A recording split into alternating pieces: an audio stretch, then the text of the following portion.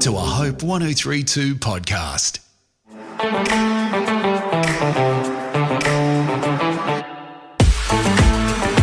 Hello friends, I'm Colette Smart, psychologist, teacher and author, and it's so good to have you here on the Raising Teens podcast. I have such hope for this generation of teens, and so if you're navigating the ups and downs of life with teens and tweens, you've come to the right place. My guests and I are here to share practical, science-backed tips to support you and your family today. Don't forget to subscribe and then join me on my Instagram and Facebook, and let's help this generation thrive together.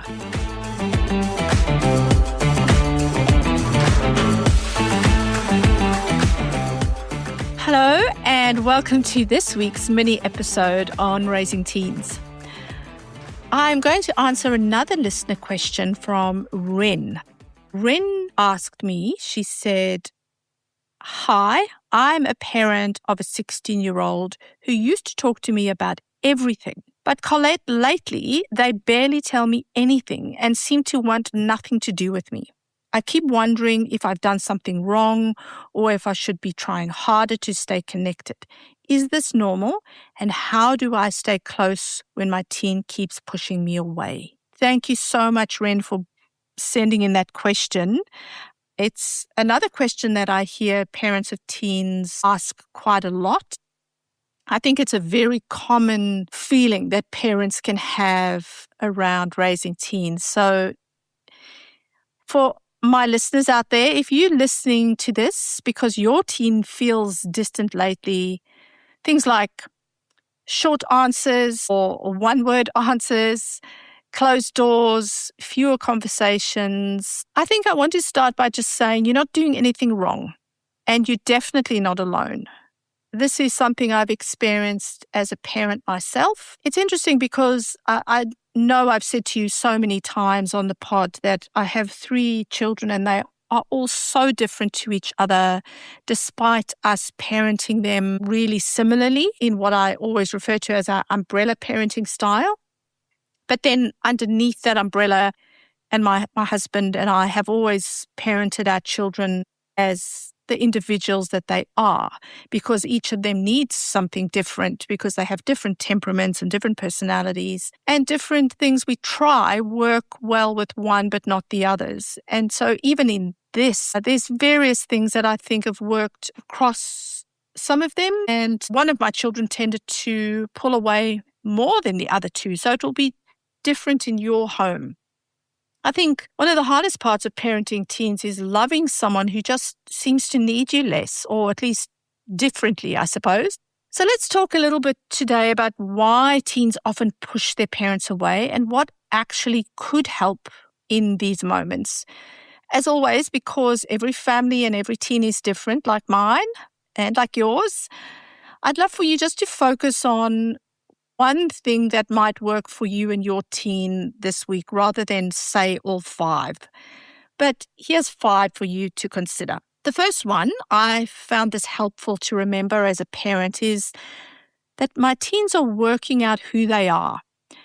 Pulling back is often part of building independence, and it's how teens practice being separate, capable people, capable adults. And what helps here often isn't the hovering, or on the other end, the withdrawing. It's trying to be a steady presence in the way that your teen needs you for them. And you will know your teen best. You will know what works well.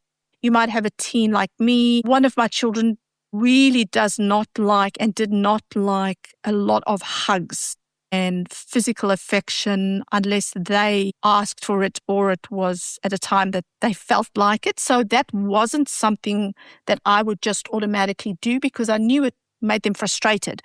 But one of my other children, actually 2 of my other children, are much more huggy, touchy-feely type people where they like physical affection and that would work for them. So that would be different for you, but that's just an example for me of what might happen with one of your children withdrawing more and wanting less physical affection. But it's so important to be a steady presence in the way that they need and quietly letting them know, I trust you. I'm here if you need me. And you can even say those words to them. The second one is that big emotions can often feel safer at a distance. In that, I mean that our teens are still learning how to manage intense feelings. Some of them explode because they feel safe to try out their big emotions on you. And it's not fun. I'm not pretending that it's fun when your teens explode at you. Sometimes it can come so out of the blue and you're not expecting it. But our teens need to know that you won't reject them, especially when they've been trying to hold it in all day. They're trying on who they are around their friends and trying to save face or not embarrass themselves or look embarrassing in front of their teachers and everybody else. And sometimes they will come home and everything will just fall apart or be released at home. Sometimes, however, our teens don't want even us to witness their feelings. And if those teens pull away, it's so important for us to stay calm and not take it personally. I know as a mum, there's been times where I just want to say, what's wrong? Tell me, I want to fix it. And that can frustrate our teens who just need some space. And it makes them pull away from us even more. Very often the closeness returns once the emotional storm has passed. For some of our teens, the closeness can take a year or two, and it does come back. It's important to repair, particularly after what we call a rupture. So those explosions or when there's been words or a bit of anger between you and them or just them. But that repair time after a rupture builds trust. And at that time is not the time to remind them in the explosion that, being rude is not appropriate and these are the ways we handle our emotions. I mean, you can say that's not appropriate behavior, but talking it through needs to happen and giving examples of how things should be said. That all needs to happen afterwards when everybody is calmer and can think more clearly. An overstimulated brain can't think clearly. I know mine can't think when it's scrambled and there's lots of noise. So for our teens, it's the same. They can't hear us when emotions are high. So at times when everybody is more settled, those are the times we talk about rude behavior and unkind behavior in our family and emphasizing that's not what we do as a family. That is not how our family operates. And I suppose that reminds me as a mom, am I doing what I'm expecting of my teen as well? And we can also ask our teens how they could handle it differently next time. Ask what they need from you. Maybe you, like me, sometimes I've hounded my teens too much when they've needed space and they've told me they needed space and I haven't honored that, or they've told me that for the first time. And then I would say to them, okay, well, I was just concerned about you. What would you prefer me to do at that period of time? And then I'm going to try that next time. And of course, you know your teen best. So if they are becoming more withdrawn, and they're not doing the things they love, still seeing friends, doing activities, playing sports, whatever they love doing, you might check their sleeping patterns. Are they sleeping more or less, struggling to sleep? What are their eating habits like? That might mean that they're struggling a lot more than just needing some space. And if you see that over a 2-week period, that's where you might want to spend some time with your teen talking about what that looks like and what they might need from you. And so this is where the third one comes in. This follows on from 2, where your teen might feel misunderstood or judged by you. As I said, even our well-intentioned advice can land as criticism when emotions are high. And instead of trying to fix or react when our teens say something, even during the repair process, it's important for us to try listen first. That's a skill I've had to learn as a mum, to really try and practice listening to my children and not try to fix what's going on for them. And that's where we can reflect back what we hear, saying things like, what I'm hearing you say is that you felt really overwhelmed today and you needed some space and you felt as though I was really constantly asking you, are you okay? How was your day? How was English today? And I was trying to just get some quiet time and you wouldn't stop and then I exploded. Or I needed some quiet time for a while and you kept talking to me and you weren't respecting that I just wanted a bit of time to listen to music or scroll on my phone for a while. That's what I needed. They need to feel understood, and that when they feel understood, that often opens the door for them to come and communicate with us next time. The repair that I mentioned before might happen later in the day. It's important to never go to bed angry. That's something that we need to model to our children. We don't have to have everything sorted out by the time they say goodnight and connect, and make it all better and have the long discussion. You could have something like the 9 o'clock rule, where you kind of say, well, after 9 o'clock, we're all tired. We're not going to go into the big discussions after 9 o'clock. We're going to repair because everybody sleeps better when we've just tried to make some kind of repair and apologize. But we don't need to have a big discussion. You can say it's late, but I would like to talk tomorrow. Can you give me a time tomorrow? When they commit to a time, they end up buying in more to committing to the repair. And say to them, repair is important in our family. I don't want to brush things under the carpet and act like it's all okay. Because when we just brush things under the carpet when someone's been hurt or you've misunderstood them or they've misunderstood you, our teens never learn healthy conflict resolution or self-reflection or even empathy for how you're feeling or their siblings are feeling. And they can carry that into friendships and other relationships later in life. What's interesting is I often hear from parents is that it might not be something that you have learned how to do yourself. You're learning this too, because it was never modeled to you when you grew up. You never repaired in healthy ways with your own parents or your own siblings. It's okay to tell our teens that.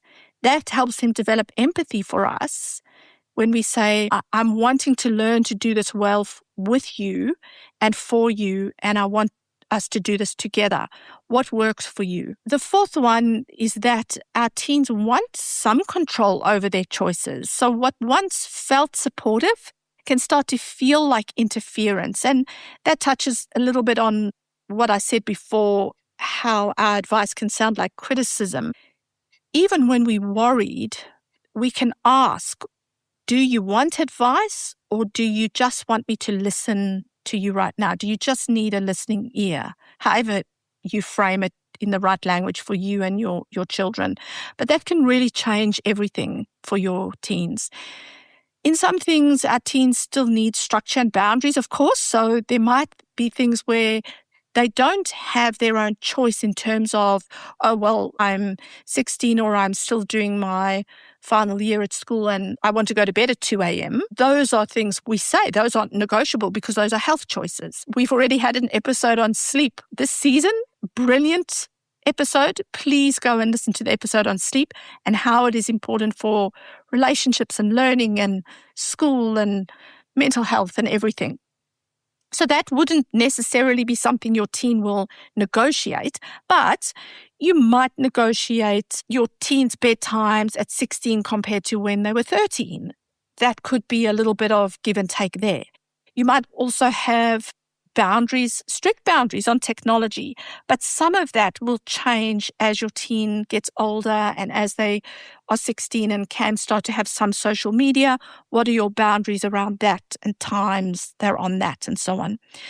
And then, of course, attending school and some of those that are important and non-negotiable. But as I mentioned, as they grow, they can have some say in certain areas. And this is really the stage where we're shifting from directing our children's lives to collaborating with them in certain areas. And that can help with the closeness and our young people feeling heard. And finally, it's something I think I always say, but connection still matters. It's often more on our teens' terms, but connection is what we need to be fighting for as parents. It's so interesting because I read a research paper today, in fact, on parenting styles. I was sending it to somebody else, and looking at parenting styles across cultures. And we still know that the authoritative parenting style is the most effective parenting styles across cultures, wherever you are.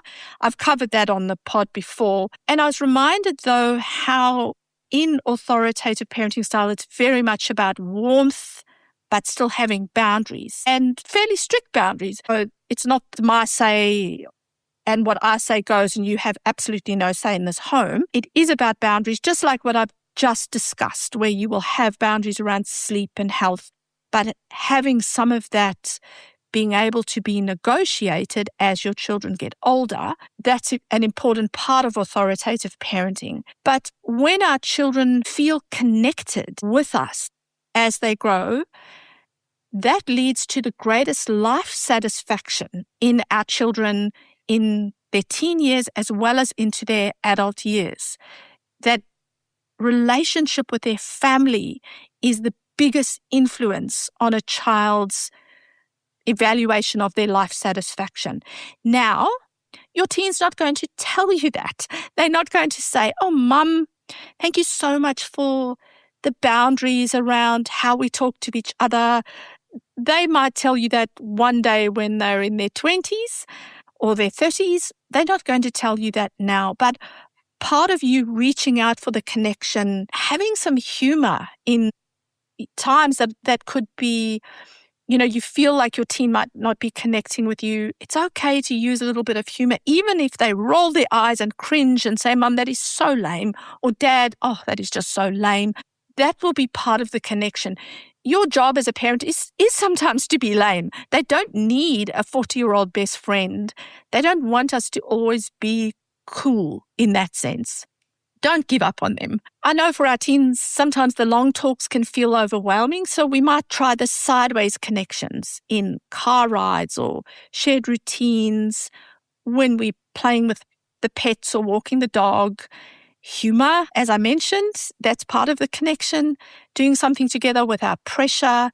These are the moments that count more than we realize, not just the talking. If your teen's pushing you away, please know it doesn't mean your relationship is broken. It often means it's changing.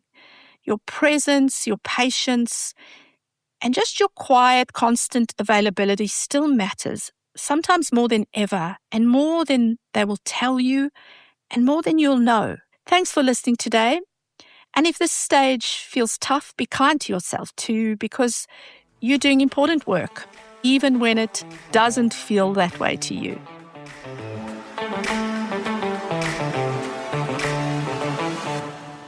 If you found this episode helpful or gained some useful insight from it, please subscribe and review wherever you get your podcasts, and consider sharing it with your friends and family.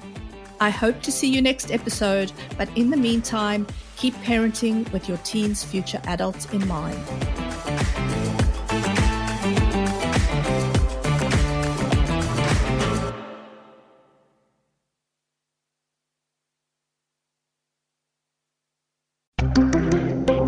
Hope 1032.